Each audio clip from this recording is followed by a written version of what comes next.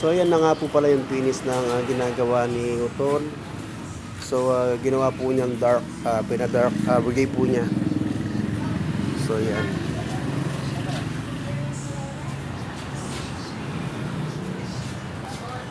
So ito nga po pala yung mga ibang gamit niya. So ito po ay mukhang alloy siya pero hindi po siya alloy. So ito po ay bakal lang. Binutas-butas lang po niya. Matyaga po niyang binutas-butas. So yan, ito binagyan din niya ng butas dito.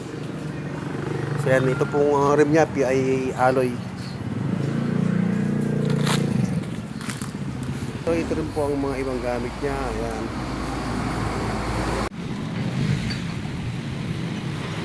So yan, nakasabit na naman po siya. Kinakalikot na naman po ni Bunso.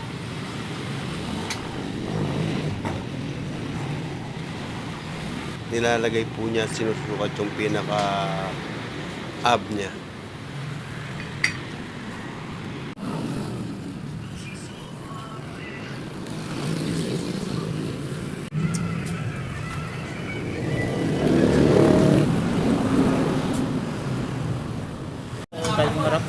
So yan, napaunti-unti na po siyang nabubuo. Mayroon na rin po siyang gulong na nakalagay. So yan, sadyang konti-konti na lang po ay matatapos na rin siya. So yan po ang kanyang bagong gulong. RAP siya. Yung bits niya ay, so ganyan po yung disenyo niya. So malapit-lapit na po ito. Konting-konti na lang, matatapos na rin siya.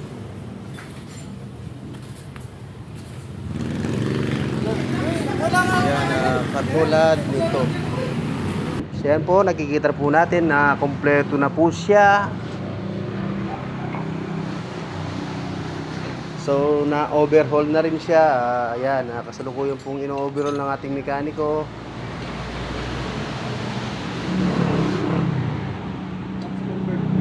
Ha? Clutch convert. Hindi ako me? Clutch convert niya. Clutch convert me. So yan, i-convert po yung clutch niya. Gagawin po niya ang clutch na parang sasakyan. So yan. Iba po yung tayo ng dati niya. Yan, medyo naka lowered po siya. Ito po, pansinin po nyo, ito ay medyo nakataas po siya. Kahit mayroon po siyang stand, mapapasin pa rin po ninyo na nakataas po siya.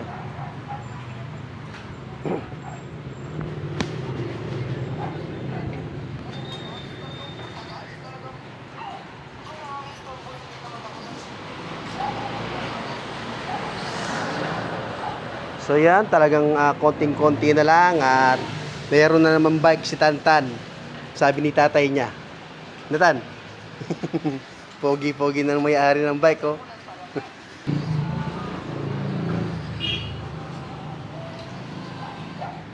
So nakikita ko lang po dito ay iba po yung pagkanyang mga shock, ay meron siyang ganito. So halos parehas naman po sila, pero yun nga lang po ay medyo mataas po ito ng konti doon. Halos parehas lang sila. Pero sa nakikita ko, mataas ng konting-konti ito. So yan, comment lang po kayo kung sino po yung maganda. Ito po yung bagong gawa o itong dati nang nagawa.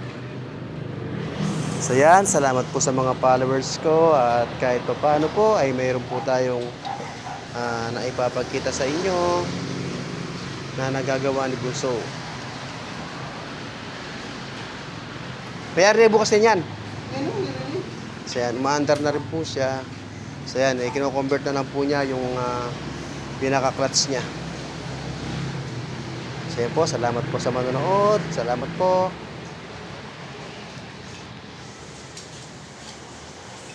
So yan na po pala yung dating nakasabit. Ngayon po ay nakalagay na po siya lahat. Konting-konti na lang po.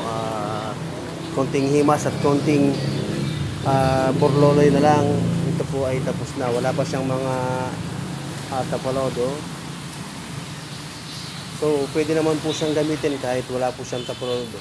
So, bike na po siya. Bike na bike po ang kanyang dating. So, yun po ang tinatawag na BMX Cab. BMX Cab ni Bunsoy.